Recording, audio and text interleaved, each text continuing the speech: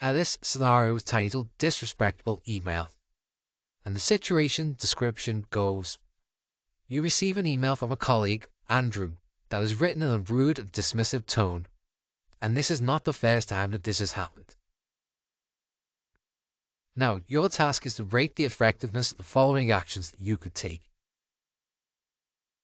You could respond to the email professionally, addressing only the content and ignoring the tone.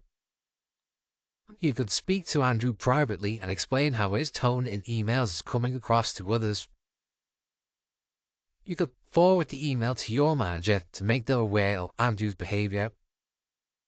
Finally, you could reply to Andrew firmly, pointing out that his tone is inappropriate and unprofessional. Now, for each of these potential actions, you are required to state whether you believe the activity is counterproductive, ineffective, barely effective, or effective. If you require more time to think about what you would do in this scenario or how you would rate the options given, then you should pause the video here, as we're going to go straight into the actual answers. Starting with the first option, which was to respond to the email professionally, addressing only the content and ignoring the tone. This has been rated fairly effective, as while it avoids conflict, it does not address Andrew's behavior, which will allow it to persist. Second option was to speak to Andrew privately and explain how his tone in emails is coming across to others.